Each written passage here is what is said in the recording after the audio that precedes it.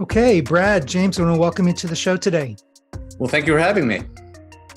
I think the great place to start here is to let the audience know who I'm talking to today. So, Brad, it would be good to give you give an overview of who you are, and we can get started there. Well, certainly. Again, thanks for having me on the show. And my name is Brad Miller. I'm the Chief Regulatory Counsel for Digital Affairs and Privacy. That's my title at the National Automobile Dealers Association. So I'm an in-house lawyer for a trade association.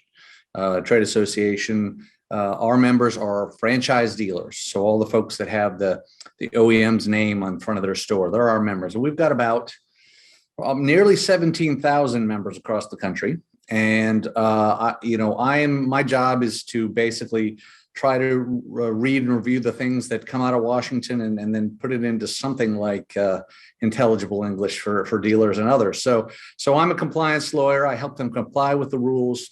We also at NADA do a lot of other things, including advocacy. So we'll work with the agencies as the rules are being crafted and considered. And so we get involved in all aspects of federal regulatory oversight. And frankly, there's a lot of it for dealers. So we've got a lot to do. Fantastic. Thanks, Brad. And James, how about yourself? Tell us a little bit about yourself and your role with what you're doing now. Sure. So I'm James Crifasi with RedZone Technologies, of course. For this show, I guess I'm mostly working with Brad and a lot of the car dealerships and a lot of the folks who are kind of one hop away from the car dealerships with translating the FTC Safeguard regulations into technological action and what actually has to be done from a nuts and bolts technology standpoint. And that's so the basis of the show is I really want to cover the FTC safeguards, the revised ruling that came out earlier this year in January of 2022. But this revised ruling meant that there was a previous ruling. And I'm curious, what is the history of this ruling, Brad, and how do we get to where we are right now? Sure. Well, look, it's to level set, we have to understand that in the United States, we don't have an omnibus privacy rule, no privacy law like they have the GDPR in Europe. Some of you may have heard of that. We have so far in the United States have sought to address sector by sector. So you've heard of HIPAA in the healthcare space or COPPA for children's data. The relevant statute in this area is called Gramm-Leach-Bliley, or GLB as it's known. That was actually passed in 1999. And that was Congress's attempt to address a whole variety of things in the financial services sector, including data security and privacy. And so these rules, and there's sort of two halves to the equation of the federal law. One is, the regulator said, look, we think financial institutions, the type of data they have is so sensitive that they have special obligations with respect to this information, okay? And so there's two things they have to do, really. One side's called the privacy rule, and that says if you as a financial institution gather this information, you have to tell the consumers what you're gathering and what you're going to do with it. Who are you sharing it with? Do they have the right to tell you not to share it? All those kinds of things. And so banks and credit card companies and automobile dealerships, because automobile dealerships are financial institutions under this law, have to give you a notice telling you what they do. So that's the privacy rule. The other half of the equation is the safeguards rule. And that says, look, you have gathered this information.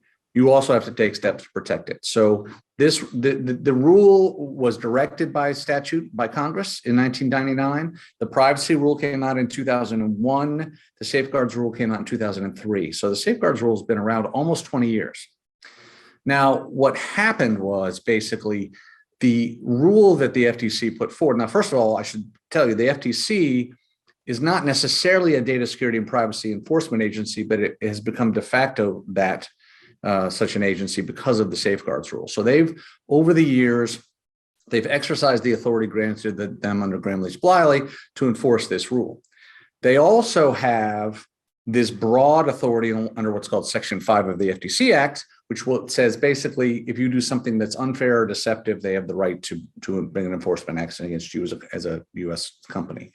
And so they've taken, in a lot of instances, taken enforcement actions against companies under this broader authority on what's called Section 5, saying it's either unfair or deceptive for the company not to have done more to protect the data.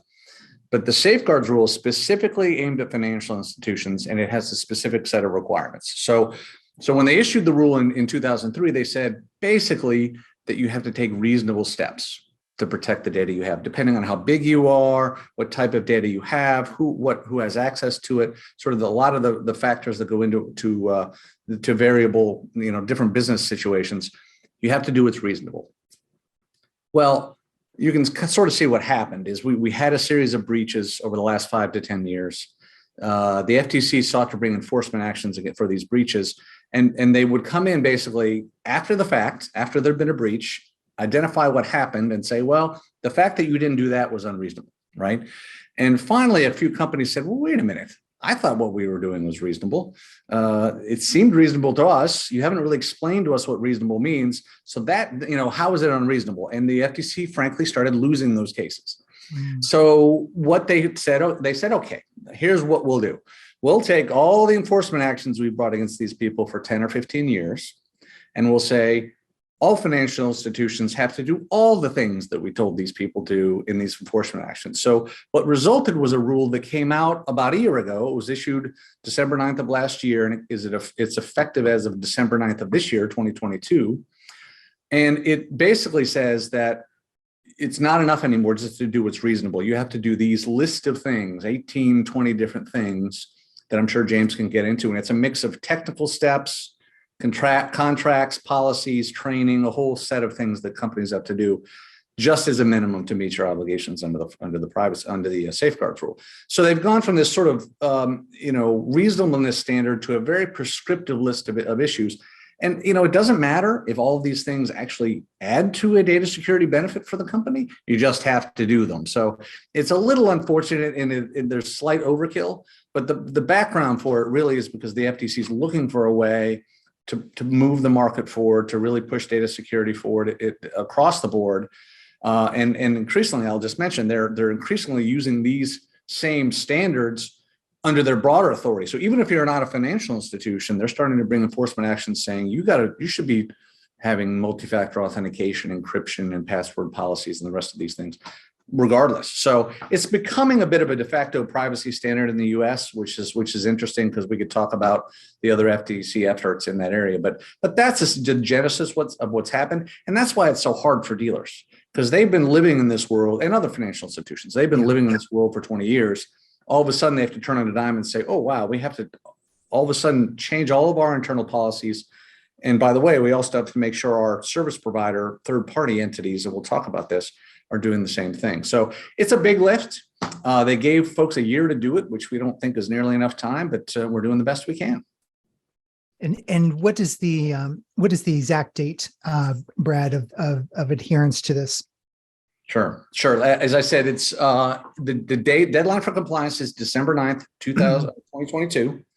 But keep in mind that this is the type of thing, for those of you listening, it's not, I'm compliant December 9th and then I'm done. This is an ongoing obligation. It's really a sea change. And as I say to dealers, if you don't think data security is part of your core competency, you sort of have to make it one. Yeah. And because this is ongoing and it's something you're going to have to live with going forward. So. Yeah, a big thing that I've always believed in and is security is a verb, not a noun. And it's like we wash our hands every day, or we should be, because that's a part of hygiene. And we've identified that that's one of the basics that we can do to keep ourselves healthy. And it looks like a lot of the things here in this guidelines are basically the foundation fundamentals for health and cybersecurity at the dealership level. James, what are you seeing when you were brought in to consult on this to provide professional IT guidance? What was the top one or two things that you thought were some of the basics that were most important for dealers, kind of the low hanging fruit for them? So I think the main thing that we had to talk about with the FTC when they were crafting this latest version was really arguing the ability to negotiate. And I know it sounds really vague, but in some of the other compliance requirements that we deal with, it's very black and white, 0 or 1. You either have it or you don't.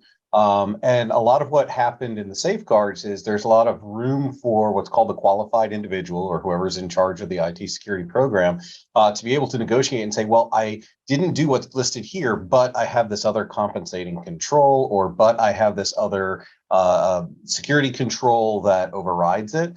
And so I'd say the number one thing that came out of all of this was giving, especially for the smaller dealerships, that ability to have some flexibility there. Because sometimes, let's face it, what is being asked for is unrealistic in some environments or physically impossible in other environments. And so what we've seen in terms of it being written is not so much that there's a loophole, because it's really not a loophole. It's just that there is the ability to go back and forth. And so like a key piece to that is there is a choice within the safeguards that says, okay, do you have a penetration test or do you do continuous monitoring? You can do one of these items, right? And if you do, then you don't necessarily need to do the other. That kind of if-then statements are not normally what we're gifted with for compliance requirements. So the fact that it's in the safeguards is pretty nice. And I'd say understanding that is actually one of the top questions we get is, hey, this is pretty specific, but then there's this out clause. Can I take the out clause? And you have to go back to people and say, no, you actually have to do something. You can't have nothing there, but you don't necessarily have to do exactly the way it's written. And I think that's been a big area of questions, is kind of deciphering that when it comes to the technological tool, and comparing that against what the marketing of the vendors say that those security tools do. And there's a bit of a double-edged sword with some of those things. I'll just add, because it's one of the, we touched on this, but one of the primary issues, and one of the things we saw right away was going to be difficult, was because the FTC has this statutory authority only over the financial institution. They really only have authority over the dealer. So they understand that dealers have service providers. We've got OEMs that we work with, and data flows back and forth. There's lots of third parties with which we have to interface to do business. They understand that. But what they've done is they've said, you as the financial institution have the obligation to make sure these service providers are doing what they need to do to safeguard the data. But it's proven very difficult to date, because they don't say you have to do A, B, C, D, and E. You have this flexibility standard with these service providers. So it's been a bit of a slog to dealers are buttoning up their internal systems, whether it's encryption or policies or training, but they also, again, need to make sure those third parties are doing the things they can. And that can be very tough. And remember, this is not a large financial institution with a small vendor. This is a small GM dealership in Whitefish, North Dakota, telling GM they have to, enact multi-factor authentication is not exactly easy to do. They don't have a lot of leverage. So it's been interesting. We're making progress, and we're working. And that's another thing NADA has been doing, is sort of working on a level with larger vendors and the OEMs and others to try to explain why this is coming. And try to get us there. But it is interesting that the places they've tried to provide flexibility actually make it tougher sometimes. So they're trying to get the fish is trying to get the whale to do certain things, and there's actually it's in everybody's best interest to have control at those endpoints. So certainly Ford or what other OEMs would have a vested interest in making sure that their downstream providers are secure, and the reverse would be the case as well. So are there the other areas related to that or that are providing a lot of heartburn for the dealerships? Well, there's definitely a parallel with other industries. So we at RedZone do a lot of work with credit unions. And a lot of what the car dealerships are fighting right now is exactly what the credit unions have to fight as well, with all of the third-party service providers. And those guys have had rules against them for even more decades than this FTC. But it's actually the same exact fight is what we find, especially when it comes down to, we started working with some of those kind of periphery service providers around the dealerships. And you have the kind of younger, newer companies who are jumping on board, giving a call saying, hey, how do I become compliant with this FTC Safeguard so I can use that as marketing back to the dealerships? And they're really invested in it and want to make something cool and see why it's just proper due diligence. And then you have the traditional car dealer, like DMS systems and the dealer management system core providers that have been doing it the same way. for the last 30 years. They don't want to change. And we run into this with some of our other retail clients, and we run into this with financial institutions. Some of them are still trying to push old AS400 green screens and saying, no, this is just the best way to do it. And, we're finding for smaller dealerships, they're a little bit luckier than, let's say, a brick and mortar credit union where you have banks and vaults and all kinds of rules there. With some of the smaller dealerships, it's nice because we can kind of shift the concept to say, well, how can we secure you against your service provider? And we kind of add that context to it that says, okay, we can't make them move, but can we do something around you and wrap something around you to get the net effect of what you need for the safeguards to at least say you did your due diligence and you tried to push the service provider around. And we're finding different ways to do that. So I'd say that's another common question we get where, they'll come back and they'll say, yeah, this DMS provider just won't budge. What do I do? And sometimes there's creative technology solutions for that says, okay, it's not perfect, but no one could argue you didn't try to take these steps and have some tangible improvement from it. So I'd say that's one of the kind of weirder things that we've run into. And James, I don't know if this is pinging off the theme you just stated, but one thing that has struck me again in the course of the last year has been that to the extent you think that bigger and more sophisticated is more likely to have their ducks in a row in these things, that's not necessarily always the case. In fact, it may be more difficult for the larger, more entrenched entities sometimes to move quickly to adapt to these things. And so it's hard because those are the folks that you likely can't do without, right? I mean, in many cases, a Ford dealer's Ford is a Ford dealer service provider, but we asked the FTC in the course of issuing the rule, we said, well, what is a financial institution supposed to do if they cannot or will not meet the requirements? They said, well, you can't do business with them anymore. Well, that's not really an option if you're a Ford dealer to fire Ford, right? Because that's pretty much your business. So it's been interesting, and I'm not picking on anybody and by naming names saying that they're not ready, but it's just generally speaking, it's sometimes surprising that and I guess it makes sense. Larger institutions sometimes are a little bit, it's a little tougher to turn that ship around. So, dealers shouldn't assume that just because you're dealing with someone who's larger means they're probably further along. We run into that same thing, Brad. Absolutely, especially when it comes to the service providers. It's almost guaranteed the older and larger they are, the less likely they are to be ready to go. And it's nice though, because it gives the newer folks a chance. Well, it does. And look, this is all important. We certainly don't want to underplay the importance of getting it right. This is, I'll just give you a little history. And this space I've been in NADA for 14 years and talking about these issues for a long time. And these pendulums tend to swing, right? We have information at the dealership that is sensitive, but it also is valuable. You want to know someone who's in the market for a car, there's a market for that information and it's very robust and it's very valuable. So there's long been a tug of war in our industry over control of information. There continues to be. You're seeing it in the automotive space in many ways now. You've got manufacturers who are sort of, for the first time in 100 years, sort of seeking to integrate themselves directly in the customer relationship, whether it's selling services or subscriptions or selling after the fact, your heated seat upgrades or whatever it might be.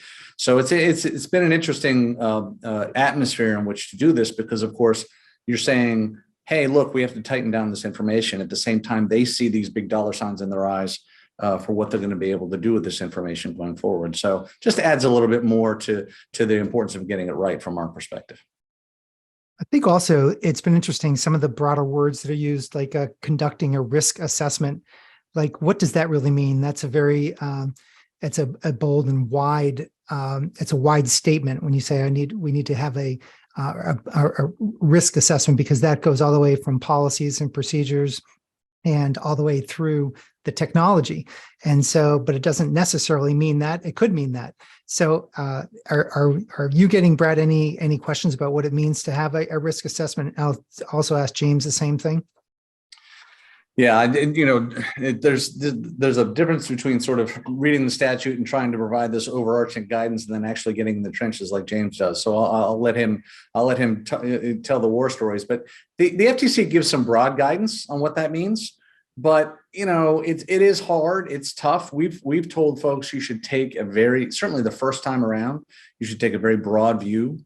In our world, it's a very competitive retail environment. You've got salespeople who are constantly interacting with consumers, having to restrain them from using their personal devices to do so it's just one of those things that you have to come to grips with in a modern world, not to mention social media and the rest of the, people are very willing to send this information back and forth, so getting controls on that is incredibly important. But it actually ties in nicely with things we've been telling dealers for 10 years plus, which is you really need to know what you have, where it's going, who's touching it, what the risks are. I mean, we didn't touch on this, but just to be my pointy-headed lawyer hat on for 1 minute, what makes it particularly difficult for dealers, I mentioned at first that the rule, the statute said that financial institutions get this information that they feel is sensitive. Well, it's not, it's information, it's defined under the privacy rules called non-public personal information, under the safeguards rules called customer information. But what's important is it's not everything you get about a consumer.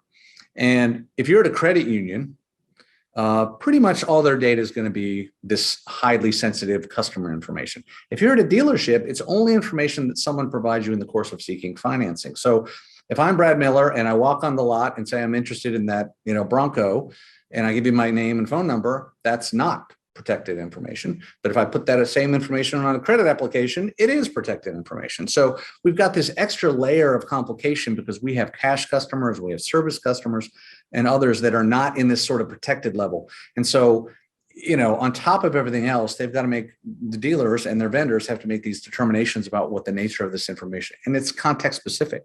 So it's particularly difficult for our members in many ways. And we've kind of come and said, look, the reality of the world is you have to protect all this stuff really the same way. But of course, convincing the rest of the world that that's the case can be tough. So it certainly is interesting. And I have seen a lot of progress amongst our members. We've gone from sort of,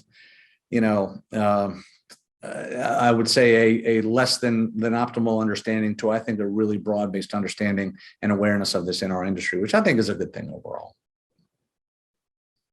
James, what do you think about this this risk assessment? When I know when people have been approaching RedZone about this, and we've been doing these risk assessments since 2001 in highly regulated environments, but you almost have this industry that almost skipped the primary financial institution requirements that got started really in the early 2000s, when that was the only industry that really cared about cybersecurity was healthcare, hospitals, and financial institutions.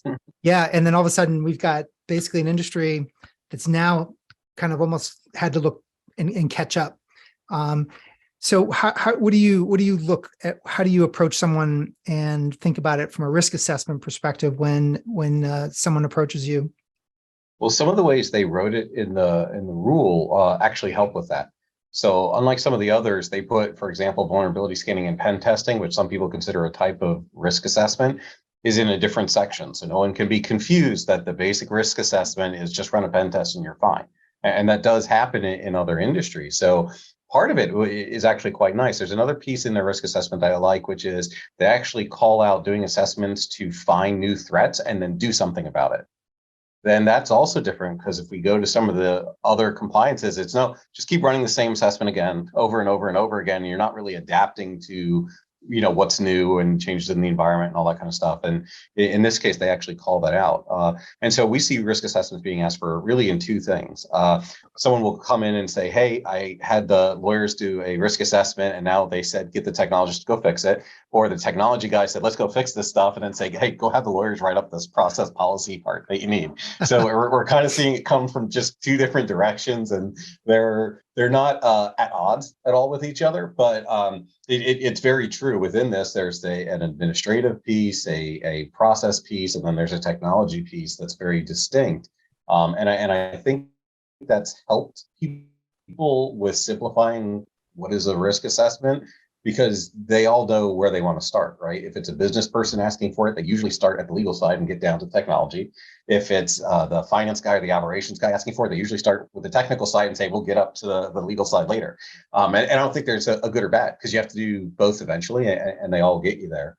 I think one of the more interesting things we've found with the risk assessment is, as we've come closer and closer to that, December 9th date in a couple of months, people are looking at okay, well, do you really have to assess it to tell me I need to do the first 10 things? Can I just start doing the first 10 things and then let's assess what's missing after that?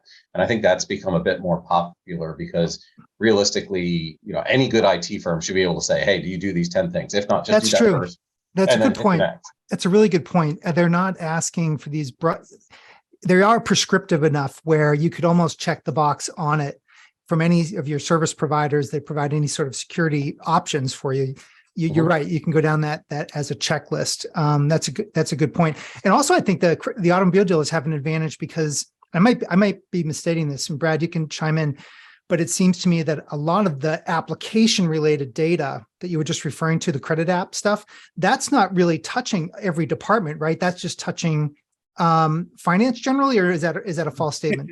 All of them. It's a lot. Oh, okay. I think one overlay in this is that one thing that makes that question a little difficult is, remember, we're coming off the pandemic too, and these are folks who went from, in many cases, 0 to from 1 to 10 in terms of digital retailing, being able to do things online, being able to do things, do a deal over Zoom or whatever it is. And so they've all of a sudden introduced all sorts of new vendors and processes in that haven't really been digested anyway, because it was just it was just a business imperative to get this done. So they're getting there. And there are controls on these things for the most part. I still see cases where it's not as controlled as it should be. But yeah, again, I'm a dealer advocate. So my point of view is the vendors tend to be aggressive and oversell these things sometimes without thinking through the pieces. It's up to the dealers to understand that. But dealers, again, when you're in a hyper competitive environment that is going through what they've been through for the last sort of 36 months, the fact that they've overextended a little bit on technology is probably understandable. So they're on top of getting ready to comply with the safeguards rule. They've got this whole digestion and integration of these new systems. On top of which the manufacturer then puts new requirements on top of it. So it could live on an OEM website, and then of course you're talking about how it gets back and forth to the dealer website, to the dealer management system, to the cloud. And so there's sort of two pieces: is where does it live, and then how does it get there? And that's always been a fight in our world, and I think it's getting there, but I do feel for these folks, because they have been, fighting this fight for a while. And on top of everything else, they got to say, okay, now I got to figure out how to integrate these new things that I'm not even sure how they work yet. So James, I don't know if you're finding that in practice, but that's what it seems like from where I sit. Absolutely. And what we're finding is there are IT providers that are trying to undo that work. And so everybody had to go home for the pandemic. They bought these new technologies. They have these nice kind of dispersed environments now. And then the safeguards came out. And the first thing the traditional IT folks and MSP folks that we've run into have said is, okay, well, let's reconvert everything back to the old picture, and then I can go secure everything. And you're undoing all the progress, basically, that a lot of these guys have made. And so that's something that we've really tried to push, is how do we embrace those changes that they've made and keep them moving?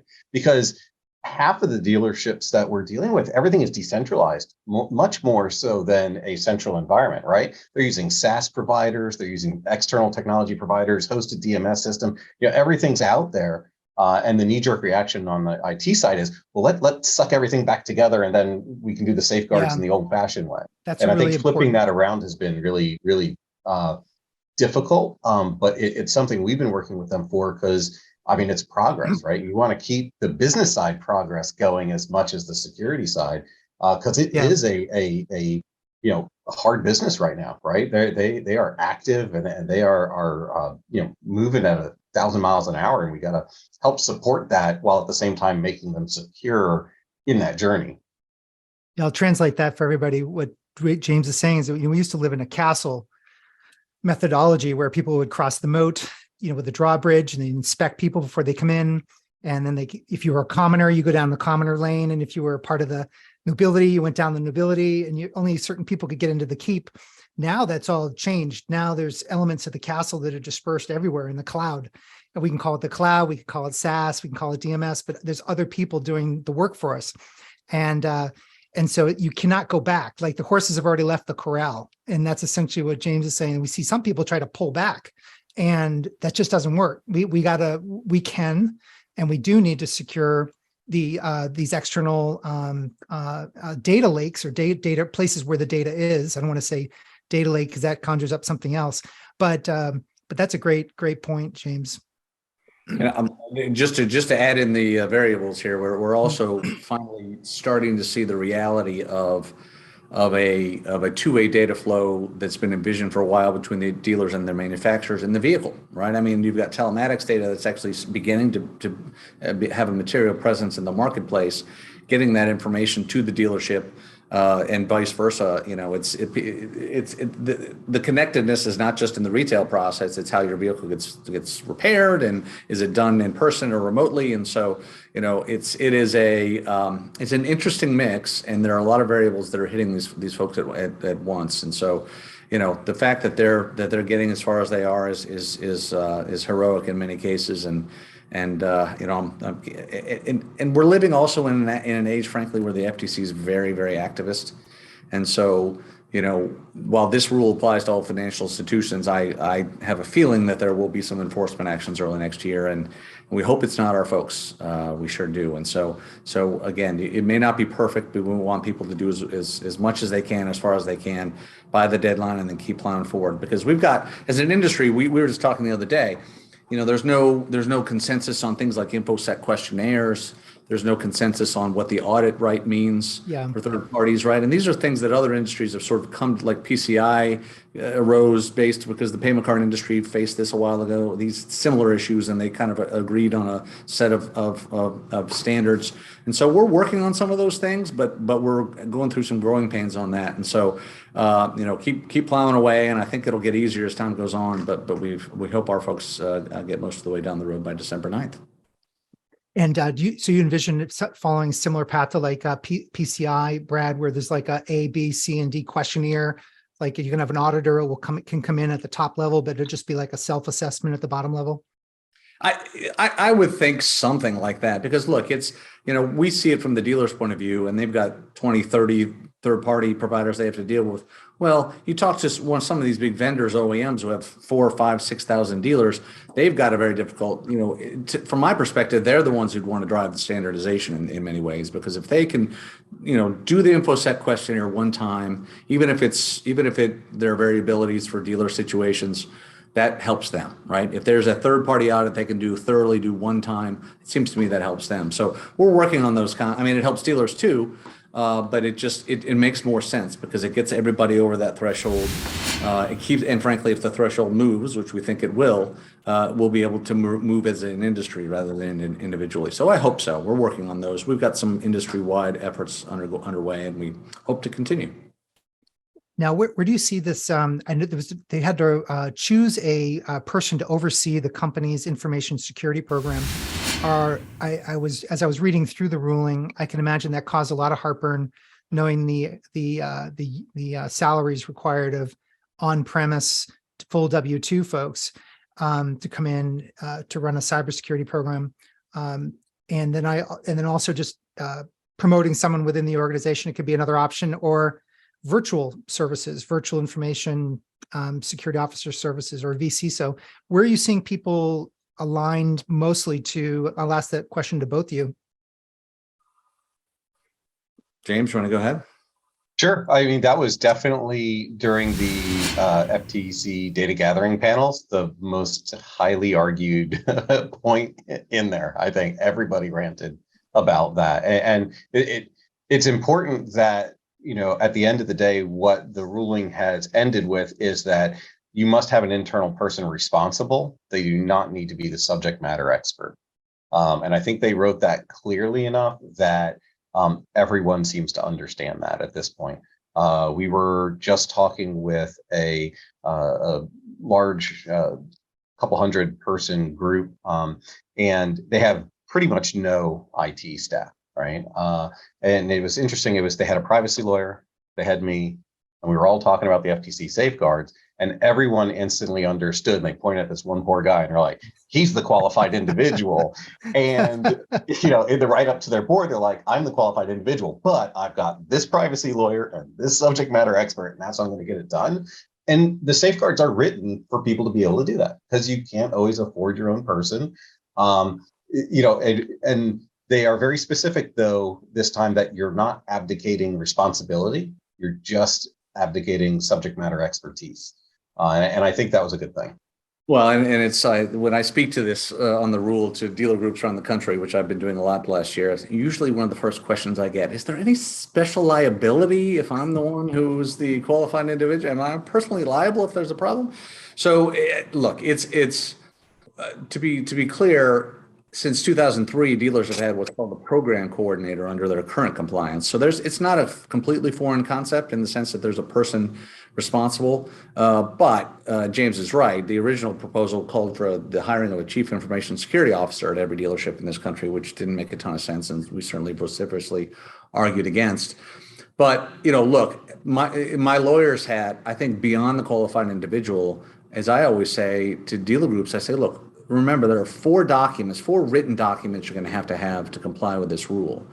And we can go through what they are, but the thing, and one in particular, which is a written report to your board, or if you don't have a board, to basically the dealer principal, the person in charge of the dealership. Well, why are they doing that, right? They are doing that because they are very much seeking to impose personal liability on the leaders of dealership, financial institutions of all stripes. They don't want someone to say, look, I was told this was okay. This is not really what I do. I can't be held responsible. There was an enforcement action from the FTC that came out just last week against company, and I may get it wrong. I think it was an online alcohol retailer or something, not a financial institution. But they enforced the enforcement action was brought against the company and the CEO personally, and there were very, very strict penalties against the CEO, including if he ever went to another company. So this is part of the strategy from the regulators in Washington, which is they want to very much focus the mind of the leadership of financial institutions to make sure that they are personally aware of what's happening, and that there's no, I didn't know, right? There's no excuse, because there's a written report every year that comes to them. And so again, without scaring folks, I do want people to focus particularly on those documents. James touched on the fact you've got lawyers involved and IT folks involved. And this is one where I get my lawyers involved or me, because it's, it's important to get that right. When, anytime, ask your lawyer, if somebody wants me to put it in writing, I think I need a little bit more care. So something to think about. But that said, the qualified individual is definitely something to get a lot of questions about. And again, I'll tell you, I think that's the result. I think it was the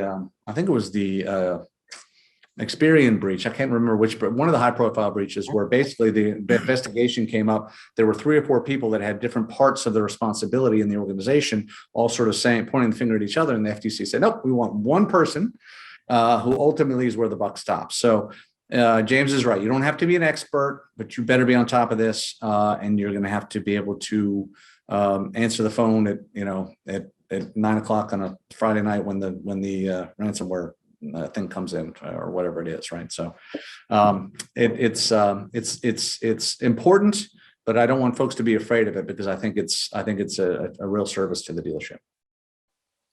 Yeah, and I think there's something, Brad, that you had said earlier as well, which is this is just the first step.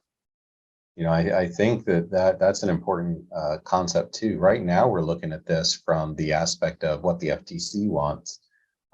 If we look at cybersecurity as a whole, as cars get more computers in them and we start bordering into self-driving and all that kind of stuff, and you realize that the service techs are flashing those mini computers with their laptops, it's not long before someone's going to decide that the safety group needs to now have some guidelines on top of FTC, and it starts building from there.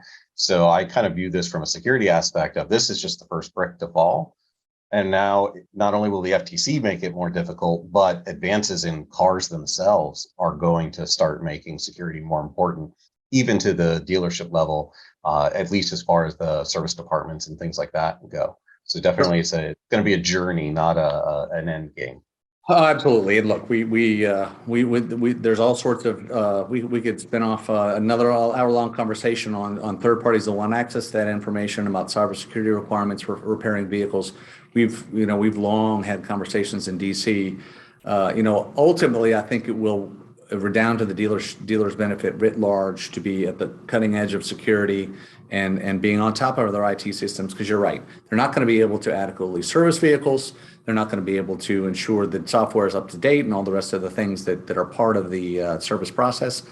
Who was it? There was a dealership, and this was a few years ago, told me that the tech that used to make the most money for them was the person that worked on the transmissions, the really complicated things on the cars, and now it was the people with the laptops, right? So that was many years ago. So it has become dealers. I will say I give them high marks for awareness and being at the forefront on the service side, because they realize that is, they're the first ones servicing these new vehicles as they come out, and whether it's ADAS or self-driving or any of those systems, they are making huge investments right now to make sure their folks are trained. Or EVs is another good example as well. Just in terms of the physical and technical and training requirements, it's going to be a big part of what they do for the next 10 or 20 years. Yeah, and you were bringing up the insiders. So the insiders working within the dealerships. Not everybody has a laptop or a PC, but they all have access to those machines. And the best way, the most inexpensive way to raise your security profile in any business is to educate and train your employees. And that is going to be, I know that was one of the requirements: educate and train employees, and there's ways to do that in an automated or fairly automated way. But that is going to raise raise the risk profile. I mean, lower the risk profile for a dealership is to educate all of your end users. And that I know came out of it, but I was that is something that's low hanging fruit. That's the wash your hands. That's the wash your hands example. Yeah, I think, James, I'm sure more up to date. I've seen numbers that suggest very high 85% of issues that companies have with breaches ultimately result from low tech, social engineering or phishing or just awareness on the behalf of employees. So absolutely. And again, it's nice to do 18 things that the edge cases might get addressed, but that's right. Between training and maybe MFA and encryption and a few of these other basic, relatively inexpensive steps they're taking, you're going to get 90+% of the security benefit, I think, just from buttoning those things up. One final question for both of you. There's one of the requirements is this: create a written incident response plan. And I love this because back in the old days, we used to have disaster recovery plans. It used to be a crater in the ground if you're in DC. Nuclear, earthquake. Now that can be caused by malware. And so, what does a written response plan, in your mind, what is that, Brad? And James, what is the low-hanging fruit there that if someone just is like, what, I'm not sure what this written response plan means, but I got to have these foundation fundamentals in place. So I'll ask you, Brad, first. Sure. Well, that's one of the documents I mentioned earlier, and it's required, and it basically says that you have to think about what you're going to do in the event of a cyber incident of some kind beforehand, and then write it out. All right. And so, it's a great idea. We've always said it's a good idea, whether it's, is marginally what benefit it adds as number 18 of the 18 different things you do. But it is important to understand, because especially in the context of a ransomware event or something like that, if you don't know what you're going to do before you're hit with it, you are dead in the water. So writing it out, game planning it, desktoping it, doing all whatever it is that you need to do to make sure that you've practiced.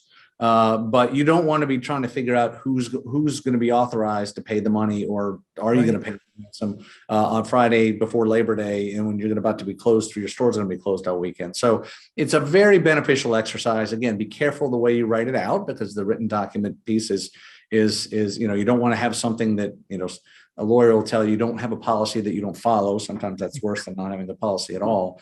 But it essentially wants you to think beforehand about what you're going to do in the event of an issue, and then maybe practice it a bit. How are you going to handle the press? Are you going to reach out to law enforcement? What are you going to do? So James, you can put more flesh on the bone, but this is one where they actually give you a little bit more guidance than some of the others in the rule.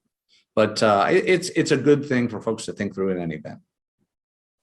Yeah, and definitely we recommend the same thing that Brad did, especially when it comes down to doing even a lightweight walkthrough of it.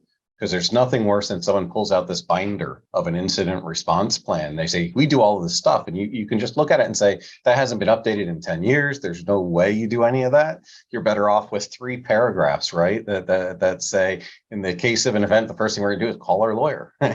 Right, that's going to be first, and I joke about that, but actually, in the some of the FTC writings, they do a nice job of calling out that communications is a really important part of the incident response plan. That from a technology standpoint, I'm always surprised how often that just gets punted to the poor IT guy who fixes PCs for a living, and they're like, "Write me an incident response plan." So you have this IT guy, and his first thing is, well, the first thing I'll do is notify the police, maybe send all employees email, call the FBI, and doing all this crazy stuff. And then eventually, oh yeah, and then we'll tell the CEO and ask the lawyer what we should do after that.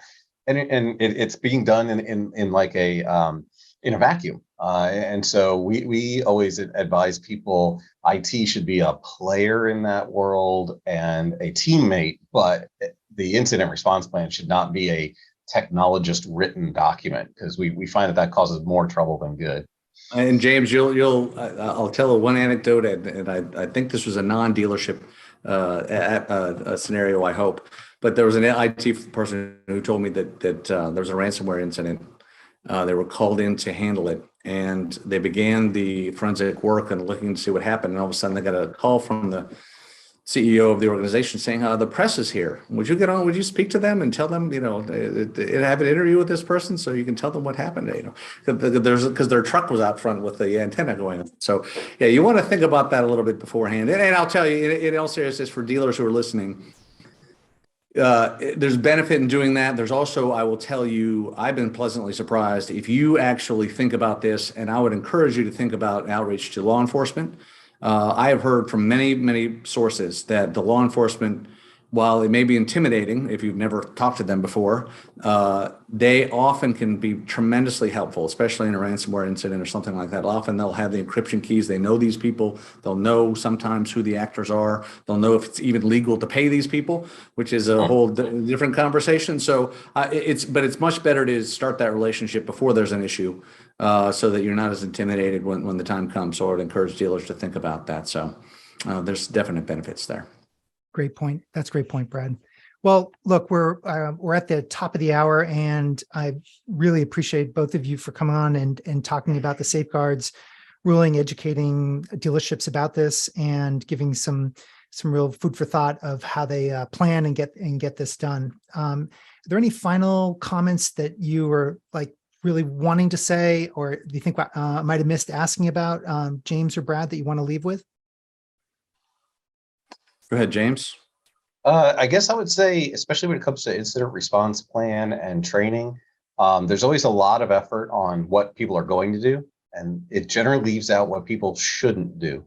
And so the one thing I would say is a little more attention to not assuming people know what the right thing to do is, right? Because naturally people just don't know the right thing to do. And so for the example with the news showing up outside, I bet you the incident response plan didn't say, don't put this on social media, and don't, tell your friends before you tell the CEO and stuff like that.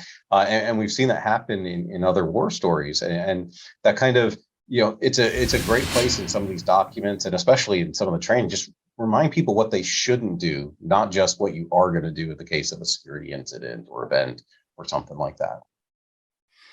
Absolutely. And look, there's a lot we could talk about in terms of specifics. I guess a month out from the deadline, my message to dealers is, look, if you have not started, this is not the kind of thing you can just sort of wait till the last minute and hire someone and be compliant in the weekend. It's just not the nature of this thing. That said, don't wait. If you haven't started, start now. And it's better to be on the way than not on the way, because you don't want to be we've talked about enforcement actions, but it's really more than that. It's really goes to the ability to do business, as we alluded to, the ability to be an effective dealer, It's going to be part of the franchise agreement. It's going to be part of cyber insurance policy. It's going to be part of all of the things that you do. It's really, like I said, going to be one of your core competencies. So I'm encouraged by what I've seen from dealers. But if you're not there, don't give up. Get started now, and get some trusted advisors to work with, and you'll get there. So, and NADA is here to help. So our website's got a ton of information, webinars, workshops. We've got a very comprehensive guide that James gave us some input into, which was very helpful, that dealers have found very, very useful. We've not left you to reinvent the wheel on your own. All these good questions, if you're feeling like you don't know where to start with our guide. So, and go to our website. There's lots more. I'll put links to that in the show notes as well, Brad, to how they can find all that information. Well, thank you very much, both of you, and have a great rest of your week. You too. Thanks so much. Okay, bye-bye. Thanks, Bill.